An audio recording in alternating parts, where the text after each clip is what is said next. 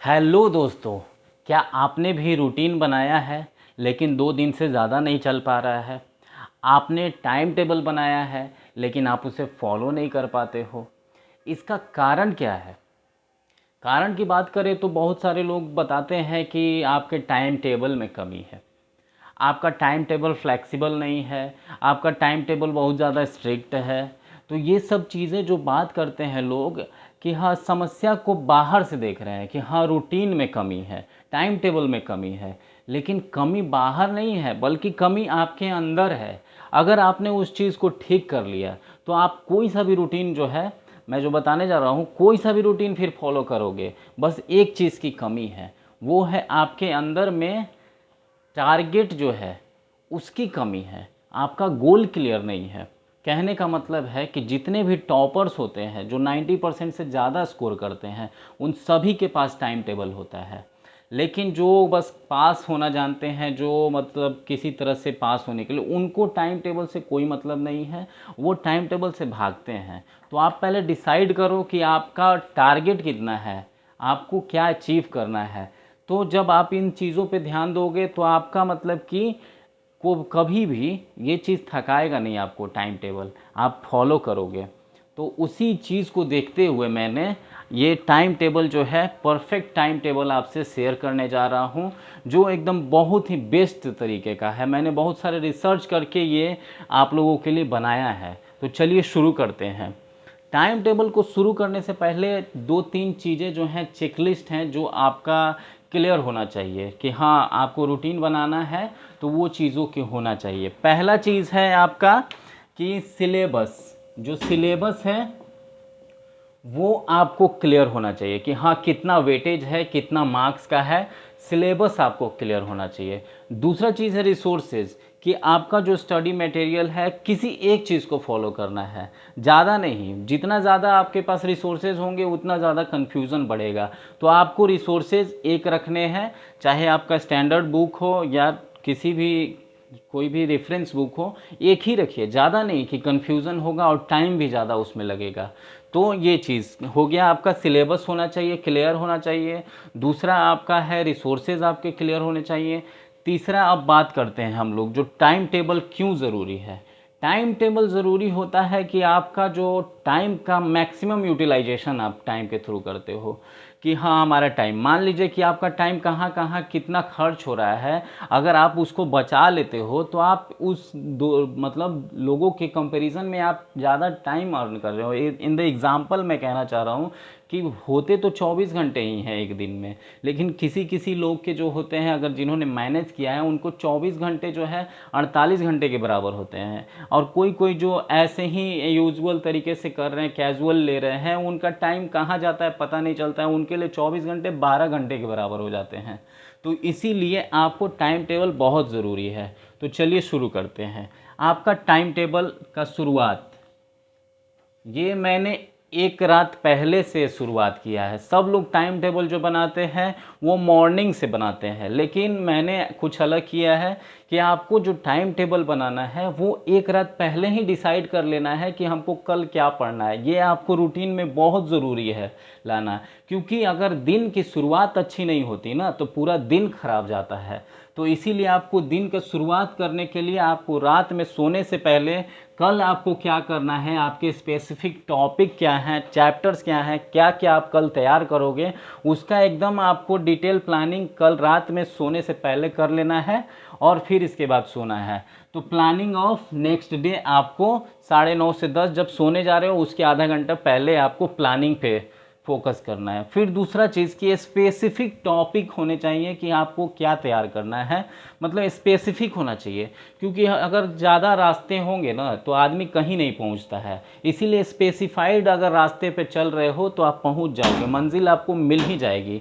तो इसीलिए मैं बोल रहा हूँ कि आपको स्पेसिफिक टॉपिक होना चाहिए। चैप्टर्स ऑफ सब्जेक्ट क्या है, आपको एकदम स्पेसिफिक होना चाहिए। फिर उसके बाद आ जाता है कि नेक्स्ट डे आप 4 बजे उठो। 4 बजे उठना बहुत ज़रूरी होता है, क्योंकि ये वेदों में भी बोला गया है और रिसर्च में भी है, ये ब्रह्म मुहूर्त होता है। और रिसर्च में भी आया है कि ब्रेन जो है 4 बजे जो सुबह से होता है 6:30 में, वो बहुत 100% फंक्शन करता है। उसके बाद भटकाव ये सब आ जाते हैं, तो 6:30 बजे के बाद जो है वो आपका 50% 25% उसका जो है इफ़िशेंसी हो जाता है। तो इसीलिए 4 से 6:30 बजे आपको जो है वीक सब्जेक्ट आपके जो हैं उसको लेना है। इम्पोर्टेंट टाइम देखिए, वीक सब्जेक्ट को क्या चाहिए, वीक सब्जेक्ट आपसे बस टाइम मांगता है कि मुझे टाइम दो, 1-2 महीना दोगे मैं अच्छा कर लूँगा। फिर उसके बाद आपको जो है वीक सब्जेक्ट आपसे इम्पोर्टेंस मांगता है कि हमको इम्पोर्टेंस दो, तो आपको उसको इम्पोर्टेंट टाइम देना है आपको वीक सब्जेक्ट को, तो आपका अच्छा हो जाएगा। उसके बाद इस टाइम में आपको जो है वीक सब्जेक्ट और रटने वाले सब्जेक्ट जो होते हैं मेमोरी वाले, उस समय 100% माइंड फंक्शन कर रहा है, तो आप उस सब्जेक्ट को उठाइए। जैसे कि एग्जांपल के लिए केमिस्ट्री ले लीजिए, जिसमें सारे सॉल्यूशंस वगैरह रटने होते हैं। हिस्ट्री ले लीजिए, डेट वगैरह रटने होते हैं। तो इन सब सब्जेक्ट को आप उठाइए, 4 से 6:30 में आप उसको तैयार कीजिए। उसके बाद आता है 6:30 से 7 बजे आप फ्रेश हो लीजिए, कुछ पुशअप्स मार लीजिए और स्टैंड अप मतलब आप सीटअप्स कर लीजिए, उठक बैठक कर लीजिए। उठक बैठक करने से माइंड जो है हमारा एक्टिव हो जाता है, ये ज़रूरी है। तो आपको 6:30 से 7 आपको ये करना है। फिर इसके बाद 7 बजे से 7:30 बजे आपको नहाना है। नहाने के बाद जो है आपको थोड़ा टाइम 10 मिनट आप नहाए धोआए, उसके बाद 10 मिनट आप पूजा पाठ जो भी आपके जो भी धर्म ग्रंथ हैं उसको थोड़ा सा पढ़िए, ध्यान लगाइए। इससे आप में पॉजिटिविटी बनी रहेगी, जो भी आपका दिमाग इधर उधर जो भटकता है वो भटकेगा नहीं, और आपके अंदर पॉजिटिविटी का बैलेंस रहेगा, तो ये बहुत ज़रूरी है। उसके बाद आते हैं 7:30 से 8:30 कि आपको रीडिंग करने हैं। रीडिंग बहुत ज़रूरी होता है, और इस टाइम में आप रीडिंग कर लीजिए। कोई भी बोरिंग सब्जेक्ट जो भी आपको लगता है उसको आप पढ़िए, सिर्फ रीडिंग करना है आपको। इस टाइम में 1 घंटा आप रीडिंग के लिए दीजिए। उसके बाद 8:30 से 9 जो है ब्रेकफास्ट कर लीजिए। ब्रेकफास्ट में चना, मूंग और ये सब जो चीज़ फाइबरस चीज़ है, जो आपका वो सब चीज़ खाना है, बादाम खा लीजिए, ये आपको बहुत ज़रूरी है। उसके बाद आते हैं 9 से 12। 9 से 12 जो है 3 घंटे का मैं सेशन लिया हूँ। एक सेशन यहाँ 3 घंटे का है, एक सेशन यहाँ 3 घंटे। 3 घंटे का सेशन आप स्कूल में भी जाओगे तो आपका जो पीरियड होता है वो 45 मिनट का होता है, क्योंकि माइंड का एक स्पैन है जहाँ पे वो फंक्शन एक्टिव करता है, उसके बाद रिफ्लेक्ट होता है, तो वो 45 मिनट का स्पैन होता है। तो इसीलिए हमारी घंटियाँ भी 45 मिनट की होती हैं। तो ये 4 सेशन लिया है मैंने। 4 सेशन आप 45 मिनट को लोगे, 4 सब्जेक्ट इसमें इन्वॉल्व करिए, आपके 4 सब्जेक्ट। इसके बाद आप 12 से 1 जो है आप ब्रेक ले लीजिए। उस समय आप ऑनलाइन स्टडी कीजिए, मोबाइल देखिए, आप उस समय आप ब्रेक ले लीजिए, लेकिन पढ़ाई में ही रहना है, पढ़ाई से बाहर नहीं जाना है आपको। जो ब्रेक 12 से आप 1 लोगे। उसके बाद 1 से 2 बजे जो है लंच कीजिए। लंच करने के बाद थोड़ा सा आप नैप ले लीजिए, पावर नैप ले लीजिए, थोड़ा सा आपका माइंड जो है आराम करेगा। फिर 2 से 5 जो है टाइम, ये भी 3 घंटे का है, 45 मिनट के 4 सेशंस हैं। जो आपने ऊपर में आपका दिया हूँ उसको थोड़ा सा यहाँ पे आपको टाइम मिल जाएगा, 45 मिनट का, 45 मिनट का। तो ये आपका हो गया 2 से 5 दूसरा सेशन हो गया। फिर 5 से 6 बजे जो है आप वॉकिंग कीजिए, जिम कीजिए, बैडमिंटन खेलिए, मतलब थोड़ा आप बॉडी को रिलैक्स करने के लिए, रिचार्ज करने के लिए आप ये टाइम यूज़ कर लीजिए। उसके बाद आता है 6 से 9 बजे। 6 से 9 बजे मैंने 3 घंटा लिया है, और ये 45 मिनट के 4 सेशंस हैं। और इसमें आपको क्या करना है, रिवाइज़ करना है जो भी आपने पढ़ा। यहाँ पे जो पढ़े हैं आप 9 से 12 में, और यहाँ पे जो आपने पढ़ा है 2 से 5 में, इसको रिवीजन के लिए भी आपको 45 मिनट, क्योंकि जितना पढ़ाई ज़रूरी है उससे ज़्यादा आपको रिवीजन ज़रूरी है, तो इसलिए रिवीजन पे टाइम देना है। फिर 9 से 9:30 अपना डिनर कीजिए, और फिर आप 9:30 से 10 अगले दिन की प्लानिंग कीजिए कि आपको क्या ख़त्म करना है। तो ये सब चीज़ें जब आप ख़त्म कर लेते हो, उसके बाद जो आपका आता है वो आता है आपका कि हाँ, मेरा एनालिसिस भी तो करना है।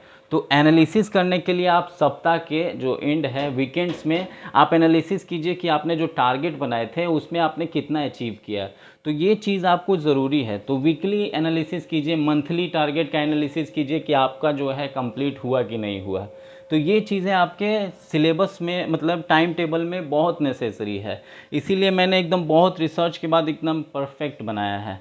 तो इस चीज़ पे आप ध्यान दीजिए। और तीसरा चीज़ है कि फोकस की कमी, फोकस बहुत ज़रूरी होता है, क्योंकि हमारा माइंड का जो एक नेचर है वो डायलेमा में रहता है कि जब आप मंदिर जाओगे तो वहाँ आपको एग्ज़ाम याद आएगा, और जब एग्ज़ाम में बैठे हुए तो वहाँ भगवान याद आएंगे। तो इसीलिए आपको अगर केमिस्ट्री पढ़ रहे हो तो उस समय फिजिक्स के बारे में नहीं सोचना है, मैथ पढ़ रहे हो तो फिर केमिस्ट्री नहीं सोचना है, आपको एट द पॉइंट उसी चीज़ के बारे में सोचना है। तो इस सारी बातों को अगर फॉलो करते हो तो गारंटी है कि आपको सफलता मिलेगी ही मिलेगी। और बिल्कुल इस तरीके से ही आपको पढ़ना है, और बाकी आप अपने तरफ से आप कस्टमाइज़ कर सकते हो कि अगर आपको स्कूल जाना है या कुछ और काम करने हैं तो उस पे ले जा सकते हो। तो कृपया आपको ये वीडियो कैसा लगा तो कमेंट्स में ज़रूर बताइएगा, और इसे सारे स्टूडेंट तक शेयर कीजिए ताकि मुझे भी मोटिवेशन मिले और मैं अच्छा वीडियो बनाऊं। और कमेंट्स कीजिए कि आपके क्या प्रॉब्लम्स हैं, ताकि मैं उसको और अच्छे तरीके से सॉल्यूशन देने की कोशिश करूं। ऐसे नहीं कि सिर्फ बस व्यूज़ के लिए बनाए जा रहे हैं और रियलिटी में कुछ फ़ायदा स्टूडेंट को हो नहीं रहा है। तो आपके फ़ायदे के लिए मैंने ये कोशिश की है। कैसा लगा आप ज़रूर बताइएगा। और अभी देख रहे हैं कि कितना ज़्यादा दोपहर है, कितना धूप है, पूरा हवा चल रहा है, फिर भी आप लोगों के लिए बहुत मेहनत किया है मैंने, खूब पसीना बहाकर। तो प्लीज़ इसको लाइक कीजिए और जितना ज़्यादा स्टूडेंट तक पहुंचाइएगा ताकि उनको भी मदद हो। तो आप लोगों से यही अनुरोध है, रिक्वेस्ट है। Thank you, thanks a lot. और सब्सक्राइब ज़रूर कर लीजिए मेरे चैनल को। Thank you.